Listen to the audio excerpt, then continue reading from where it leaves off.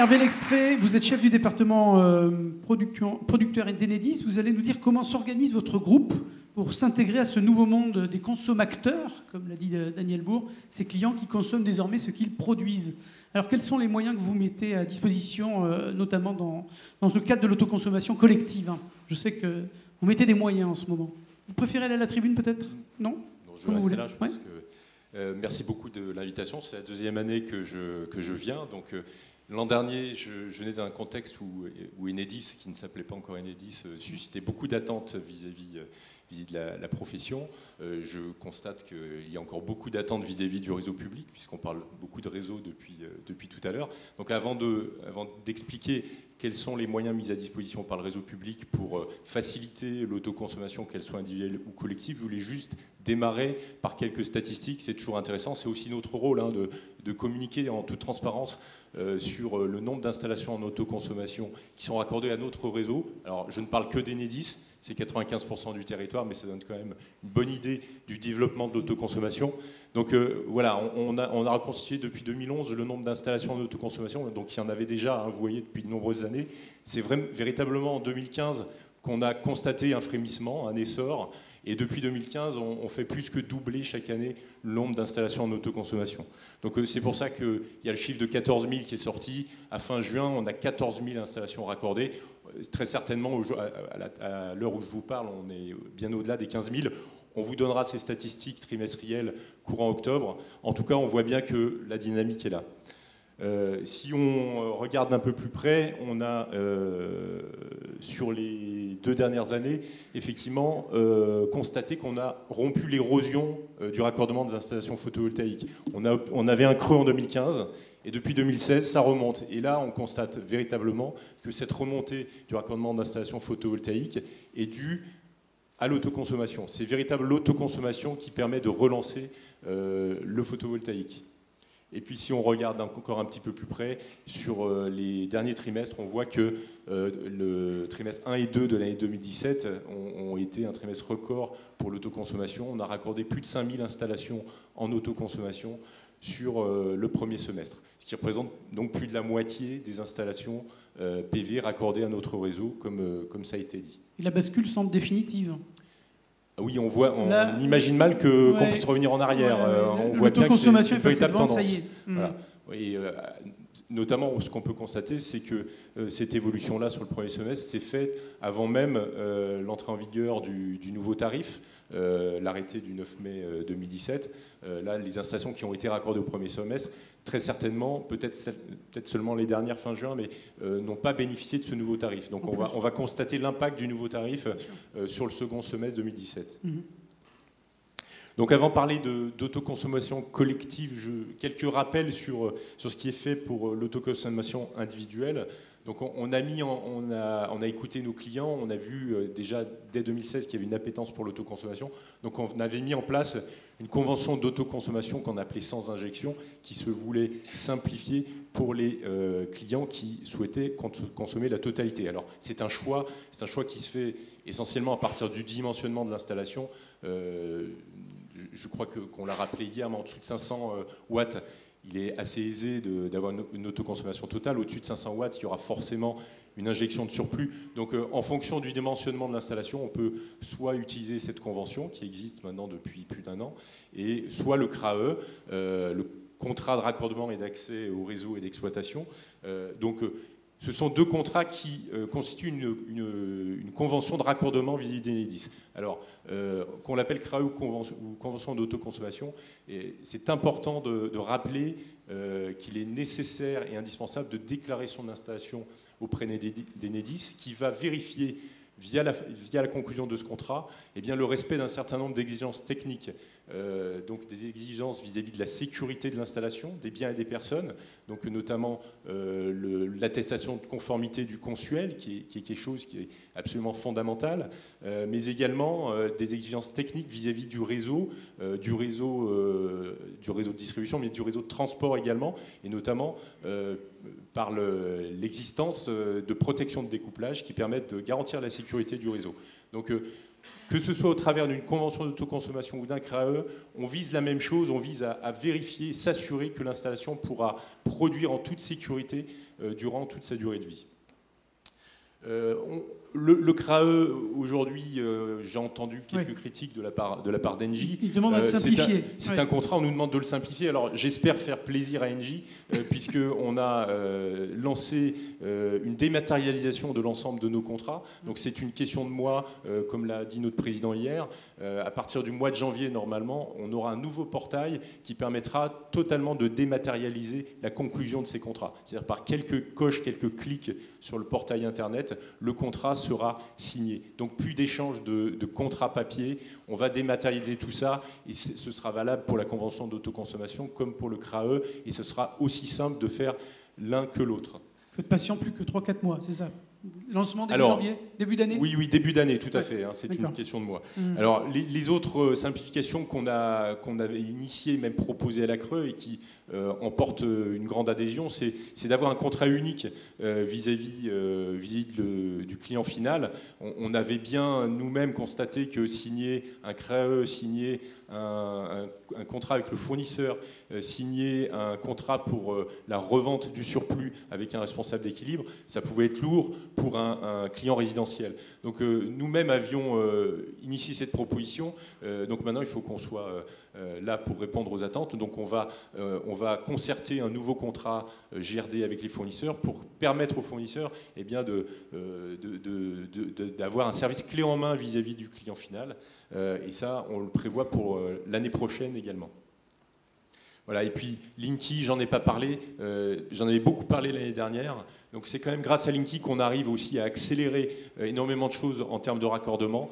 Demain, un client consommateur qui sera déjà équipé de Linky, eh bien, s'il souhaite ajouter un panneau sur son toit pour l'autoconsommer, eh bien, il suffira qu'il nous le demande et tout simplement par téléprogrammation, on basculera le compteur du mode consommateur au mode producteur pour qu'il puisse mesurer dans les deux sens. Donc plus d'intervention, donc plus de délai. Donc c'est ça quand même le gros avantage de Linky.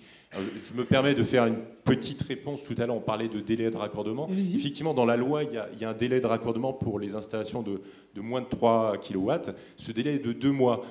Donc, s'agissant de l'autoconsommation, et c'est là tout l'intérêt de l'autoconsommation, c'est qu'en général, le réseau est là. La maison a été construite, est déjà raccordée au réseau, et le réseau permet d'évacuer la production lorsqu'elle est dimensionnée pour une autoconsommation classique.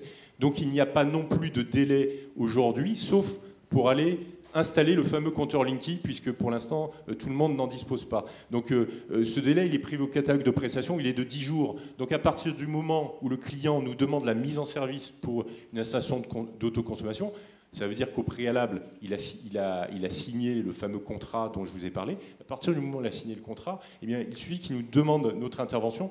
Sous 10 jours, on vient pour mettre en service le compteur Linky. Voilà. Et ce délai à 10 jours, demain, si Linky est déjà installé, pourra même être supprimé. On passe au collectif ? On passe au collectif. La nouveauté de cette année, c'est bien entendu le collectif, qui, on l'a dit, a trouvé un cadre maintenant dans la loi et dans le décret du mois d'avril. Alors, Enedis s'est voulu assez proactif sur le sujet en proposant des solutions d'autoconsommation collective, alors qui vont concerner vraiment toute une variété de situations. J'ai oublié de passer voilà, le slide. Ça peut concerner bien entendu une copropriété, un lotissement, un office HLM, un ensemble de tertiaire ou commercial. Tout ça s'est rendu possible puisque cela peut concerner tous les utilisateurs qui sont raccordés derrière un même poste HTA-BT. Voilà. Et puis on pourra mixer bien entendu ces différents cas, un site tertiaire avec un lotissement, si on le souhaite, pour autant que l'ensemble est raccordé derrière le même poste de distribution publique. Alors, en termes de raccordement, je dirais qu'il n'y a rien de nouveau. Les installations vont se raccorder normalement, qu'elles soient en autoconsommation individuelle ou collective. Il n'y a absolument aucune différence. La difficulté qui réside dans l'autoconsommation collective, elle réside plus dans le calcul des flux d'énergie échangés entre le réseau et le client final. Donc, pour ça, on a une petite vidéo qui, j'espère, va pouvoir partir et qui va permettre d'expliquer comment on va calculer ces flux.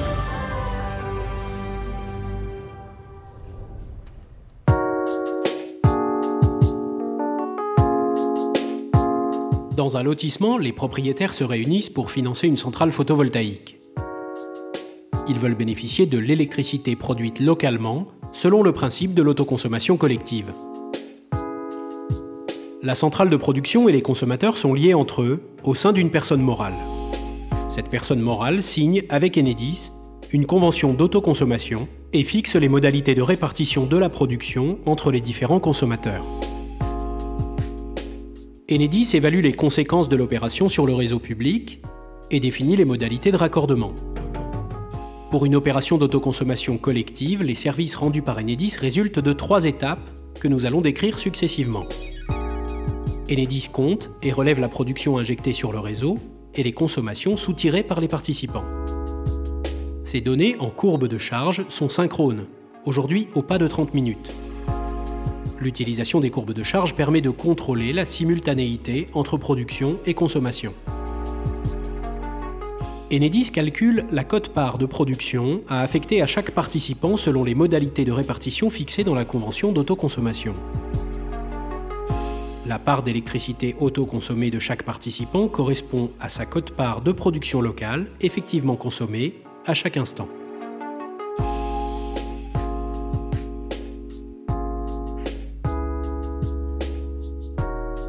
La convention d'autoconsommation prévoit les modalités de gestion de l'éventuel surplus de production. Conformément à la législation, ce surplus peut être valorisé sur le marché de l'électricité ou cédé à titre gratuit au gestionnaire du réseau de distribution. Enedis produit les données nécessaires à l'opération. La consommation totale de chaque occupant, sa part d'électricité autoconsommée et la fourniture de compléments d'électricité. Enedis les met à disposition des différentes parties prenantes, les clients, la personne morale ou son représentant, les fournisseurs des clients et les responsables d'équilibre. Ces données sont utilisées pour facturer l'acheminement par le réseau, facturer l'électricité fournie en complément, appliquer les taxes et contributions, mettre en œuvre le mécanisme de responsable d'équilibre. La solution d'Enedis permet la gestion active du réseau de distribution et la mise à disposition de données certifiées aux parties prenantes, ouvrant la voie à la construction d'une gamme enrichie de services. Elle permet aux participants d'une opération d'autoconsommation collective de bénéficier de l'électricité produite localement, de décider de sa répartition entre consommateurs, d'être toujours alimenté en électricité de qualité, même en l'absence de production locale, de disposer de données fiables et certifiées, et de choisir son fournisseur d'électricité. Elle s'adapte à différentes situations d'autoconsommation collective. Une copropriété, un lotissement, un OPHLM, une coopérative de production locale, un ensemble tertiaire ou commercial, ainsi qu'à des cas mixtes.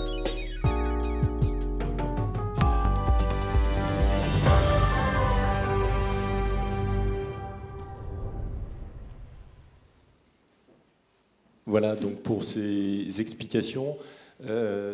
Donc maintenant, pour mettre en œuvre tout ça, le décret sur l'autoconsommation a prévu effectivement que les gestionnaires de réseau publient dans leur documentation technique de référence un certain nombre de documents qui vont permettre de fixer les modalités qui seront uniques, je dirais, des modalités qui seront définies pour chacune des opérations d'autoconsommation collective.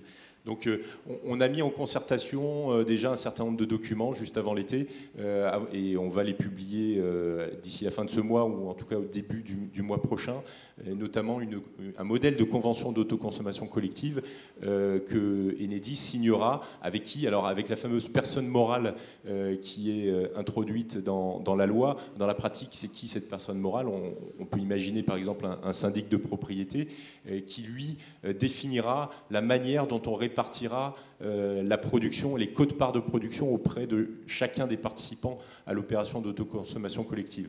Donc c'est dans ce contrat-là, dans cette convention-là, qu'on définira précisément les quotes-parts à attribuer à chacun.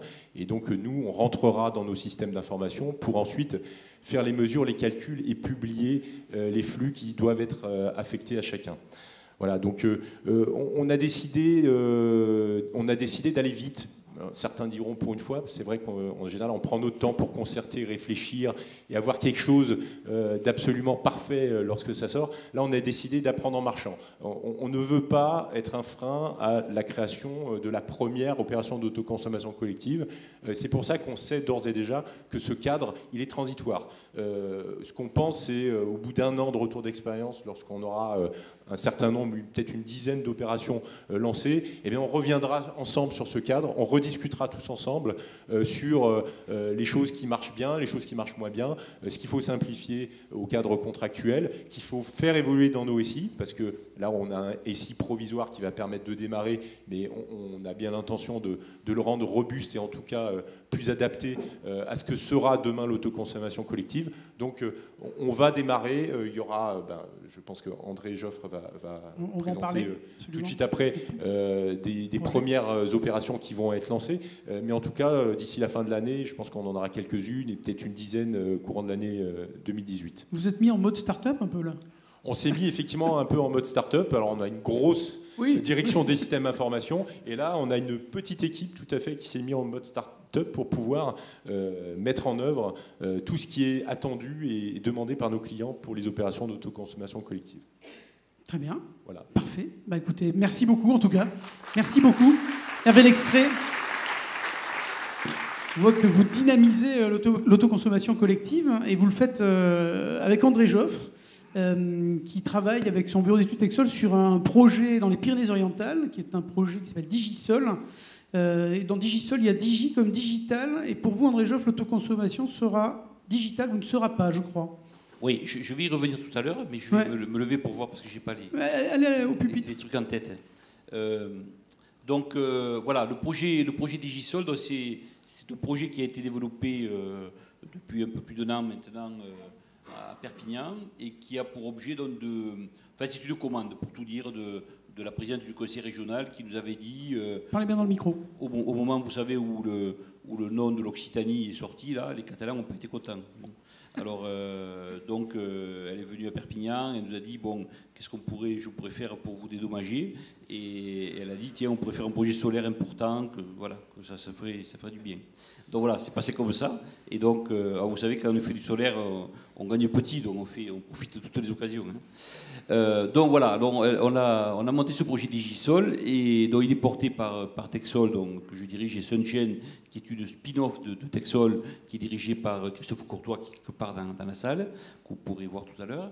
Et puis Roussillon Aménagement, qui est une société d'économie mixte, en fait, qui est un assistant maître d'ouvrage et qui développe des projets, qui est un maître d'ouvrage délégué, en fait, pour le compte des collectivités. Et donc, c'est un projet qu'on a labellisé par le pôle de compétitivité d'Herbie, et ensuite, donc, qui a été financé, qui a été retenu par les investissements d'avenir, donc les anciens grands emprunts, pour ceux qui se souviennent encore, donc géré par l'ADEME, et puis la région Occitanie qui a mis en place fort opportunément un appel à projet pour des installations en autoconsommation, et puis par les maîtres d'ouvrage eux-mêmes, évidemment, puisque, on va le voir, ils contribuent évidemment au financement des projets. Alors, le principe est simple, on l'a déjà dit, c'est une ou plusieurs installations qui distribuent plusieurs compteurs électriques. Et donc, toute la magie du système, c'est avec un compteur Linky qui compte, qui a un seul index, il compte dans les deux sens, mais dans un même sens, il n'a qu'une seule voie. Bien, en fait, on arrive à compter les électrons jaunes, solaires, et les électrons bleus qui viennent du réseau. Voilà, et de les séparer. C'est ça le principe le principe magique de la blockchain dont je vais vous parler. Alors, premier cas d'usage, c'est celui qui est le plus avancé. C'est en fait le conseil départemental des Pyrénées-Orientales qui a plusieurs bâtiments.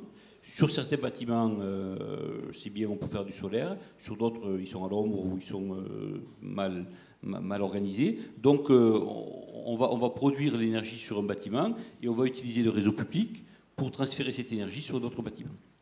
Alors, bon, évidemment que la contrainte que nous avons là, de l'aval du transfo nous embête énormément, parce que derrière un transfo, on ne met pas grand-chose quand même. Donc c'est vrai qu'on aimerait bien là, que le territoire puisse s'écarter un peu. Mais vous voyez, c'est une chose tout à fait symptomatique de ce pays. On peut expérimenter, vous savez, dans la loi sur la transition énergétique, on dit on peut expérimenter. Génial. On peut expérimenter. Sauf que si vous voulez expérimenter pour changer le territoire, dire on passe du transfo au territoire à énergie positive, par exemple, mais figurez-vous qu'il faut passer par une loi. Vous imaginez la souplesse du système. Hein, bon. Voilà, donc ça c'est vraiment un truc sur lequel il va falloir se mettre au boulot, parce que ça n'a pas de sens physique de s'arrêter au transfo, ça n'a pas de sens. Mais ça fait partie des petits combats d'arrière-garde, comme ça. Moi j'avais suivi le débat à l'Assemblée. Tenez-vous bien, à l'Assemblée nationale, on a passé l'amendement pour passer de la brindille au transfo.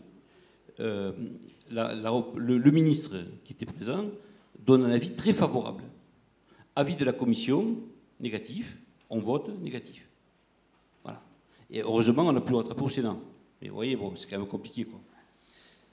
Bon, donc après, on nous dit qu'il n'y a pas des combats d'arrière-garde. Oui, il y a des combats d'arrière-garde pour des gens qui ne veulent pas encore que ça aille trop vite de façon d'autoconsommation. Hein, c'est clair.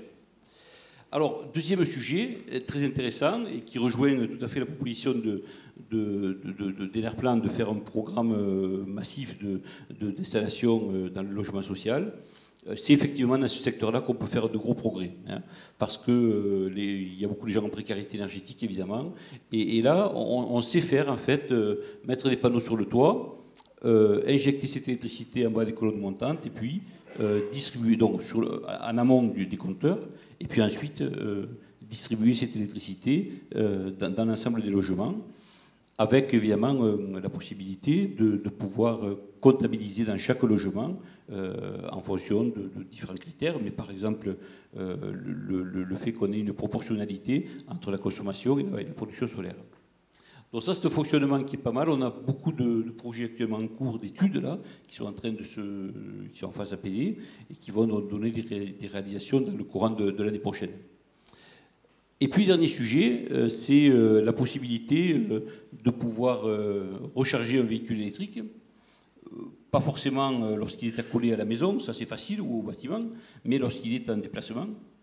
Alors là aussi, ce serait judicieux d'avoir un territoire au minimum.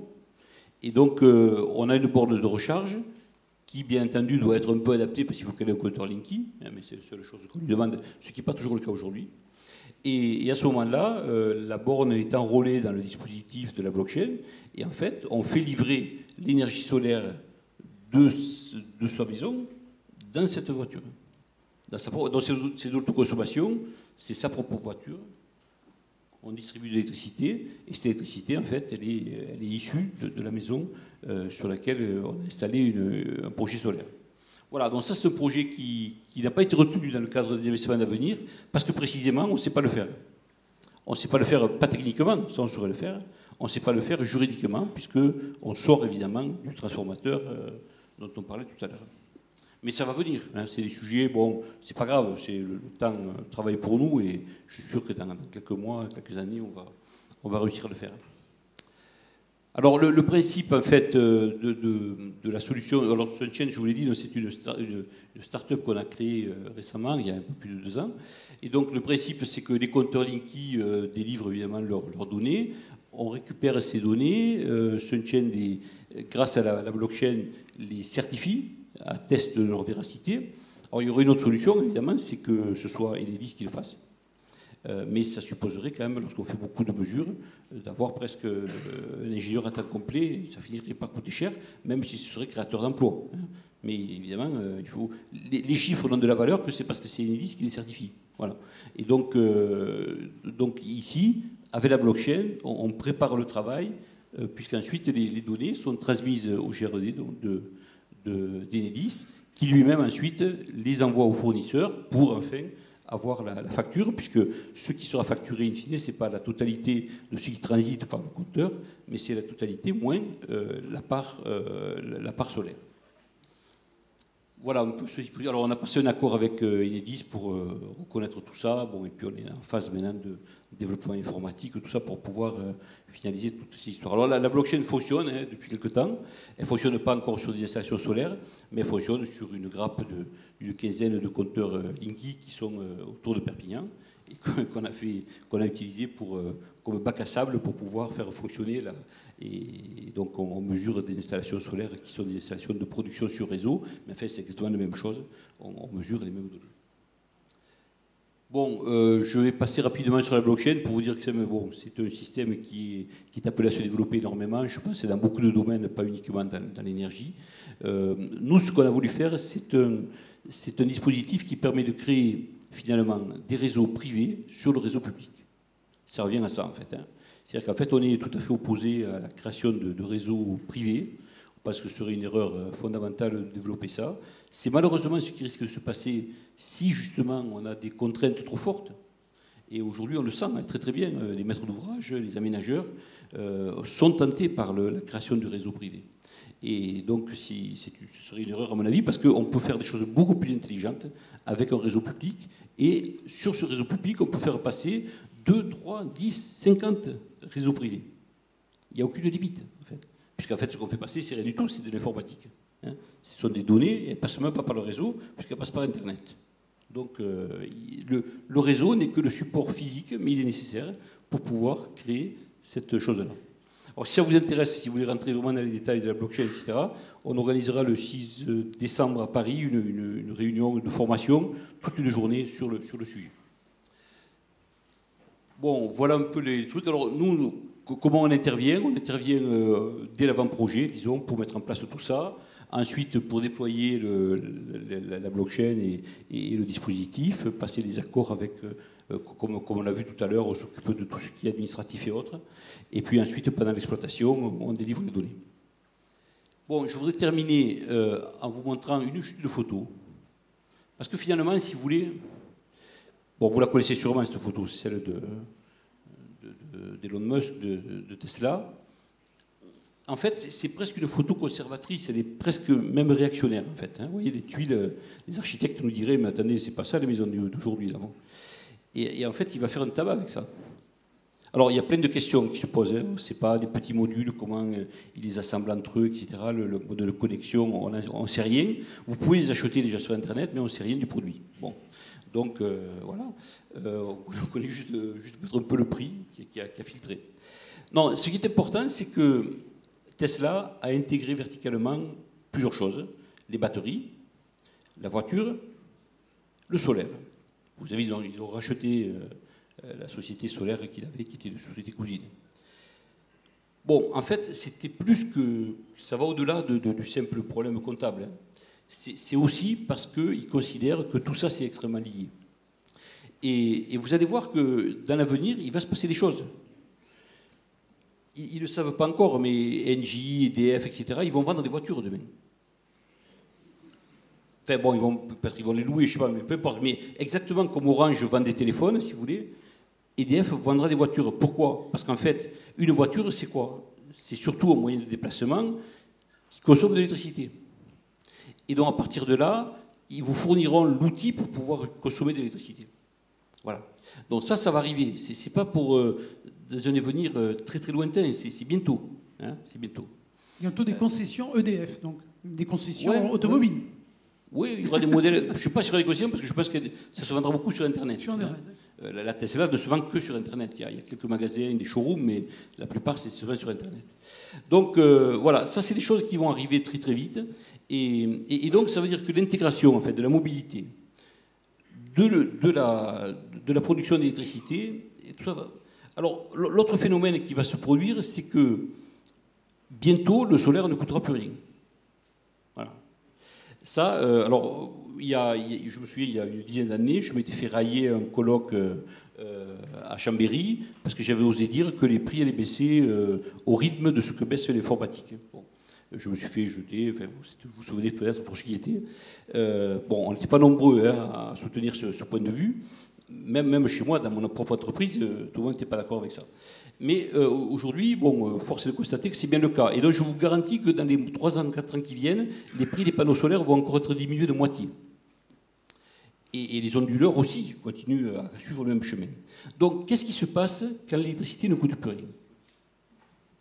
Quand plus rien, entendons-nous, elle coûtera quelque chose, mais ce sera très très faible. On ne se posera plus la question qu'on construira une maison, un bâtiment, on équipera forcément le toit en solaire parce que ce sera extrêmement compétitif. Ben, qu'est-ce qui va se passer? C'est qu'on va inverser les choses. Aujourd'hui, vous voyez, on prend un bâtiment, on regarde qu'est-ce qu'il consomme pour essayer d'adapter l'installation solaire qui va bien. Demain, on va essayer d'imaginer quels sont les usages qu'on pourra avoir du solaire, parce qu'il ne sera pas cher, et qu'est-ce qu'on pourra en faire. Alors évidemment, la mobilité, ça va être le premier des acteurs, ça c'est sûr. C'est sûr que ça va être la transition de l'essence ou du diesel à l'électrique va être extrêmement rapide à cause de ça. Parce que beaucoup de gens vous disent, moi j'aimerais bien avoir une voiture électrique, mais je ne veux pas la charger au nucléaire. Mais qu'à cela ne tienne, faites une installation solaire, et grâce à la blockchain, on va vous la charger avec du solaire, où que vous soyez. Voilà. Alors vous voyez que tout ça, ça va quand même un peu bousculer le jeu. Et moi, je vous fiche mon billet que l'année prochaine, il n'y aura plus de réunions sur l'autoconsommation. C'est la dernière qu'on est en train de vivre, la deuxième et la dernière. Ah non, je vous garantis. Pourquoi? Parce que l'an prochain, on sera 2 fois plus nombreux. On sera 500, alors je l'ai dit Richard 500, 700, peut-être 1000. Ouais. Et on va être dans une autre salle, donc, et on ne va pas parler d'autoconsommation, on va parler de digital. Parce que le sujet, c'est pas ce qu'on vient de... Là, aujourd'hui, vous voyez, c'est un peu comme... Ça vous rappelle... Comment vous dire? La creux vis-à-vis des opérateurs électriques, hein, ça me rappelle un peu la préfecture de police de Paris avec les taxis. C'est un peu ça. Et donc, ils croyaient que c'était gravé dans le marbre, hein, qu'on ne pouvait rien changer, que personne allait vous rendre compte de la préfecture de Paris, qui pourrait remettre en cause ça. Puis est arrivé le VTC, en toute illégalité. Et ça s'est développé. Et je vous fiche mon billet que ça va arriver très vite. Aujourd'hui, vous avez en Allemagne déjà des gens qui parlent du cloud énergie, mettre de l'énergie solaire dans le cloud. Alors c'est quoi? Vous avez un établissement qui produit en semaine, le week-end vous avez de l'excédent, parce que les boîtes sont fermées, vous le mettez dans le cloud. C'est-à-dire votre fournisseur d'énergie vous prend toute cette énergie et vous le redonne la nuit, quand ça vous va bien, quand vous en avez besoin, en semaine. Alors évidemment, comme le cloud, vous allez payer une contribution, vous allez louer un espace de batterie. Vous voyez bien que ces batteries n'existent pas en vérité.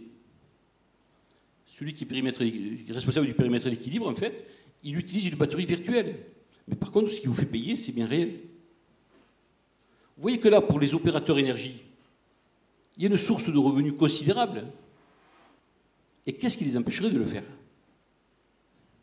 Je suis même au-delà. Qu'est-ce qui empêcherait de le faire à une entreprise qui dirait « je vais m'installer pour vendre du cloud solaire ». Figurez-vous que ça va arriver. Il y a des boîtes aujourd'hui qui sont en train de lever des fonds au niveau européen pour faire ça dans toute l'Europe. Alors vous voyez que notre sujet là, de savoir s'il faut s'arrêter à 100 kW, s'il faut compter la CSPE, etc. On n'est plus dans le coup, les mecs.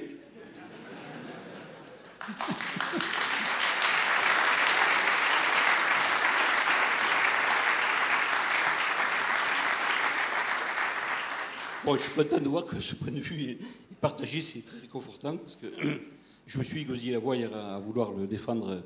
Mais c'est pas parce que j'avais tellement envie de gueuler et de dire mais où est le secrétaire d'État au numérique, là? Il n'était pas là hier.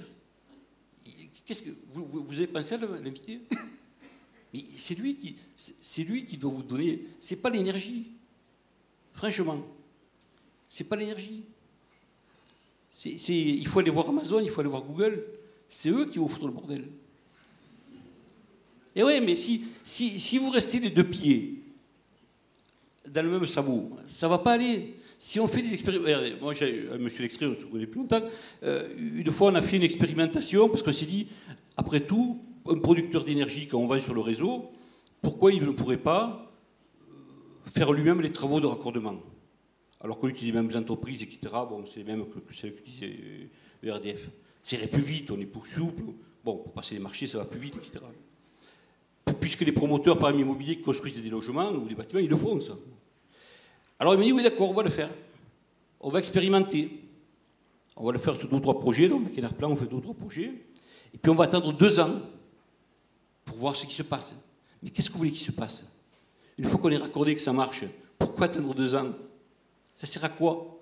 Si ce n'est à gagner du temps. Or, aujourd'hui, si vous voulez, dans le digital, le temps se compte en semestres. On parle de saison. Si vous n'arrivez pas à faire un projet en 6 mois, il faut le passer à la poubelle, il ne vaut rien. C'est que vous n'aurez pas trouvé un marché, vous n'aurez pas trouvé votre clientèle. Par contre, si au bout de 6 mois, vous avez réussi soit à lever des fonds, soit à trouver des gens qui sont déjà des clients, alors là, ça change tout. Voilà ce que je voulais vous dire, c'est important. Et pour finir un peu de pub, pour un très bon livre qu'a écrit notre directeur technique Jean-Yves Quinette sur c'est un petit guide pour les maîtres d'ouvrage. Mais enfin, je pense que vous apprendrez des choses aussi si vous n'êtes pas maître d'ouvrage. Et puis, bon, suivez-nous sur les différents réseaux. On essaie de suivre l'actualité. Et sur la lettre Texol, évidemment, vous le savez, tous les jours. Voilà, merci beaucoup. Merci beaucoup, André Geoffrin.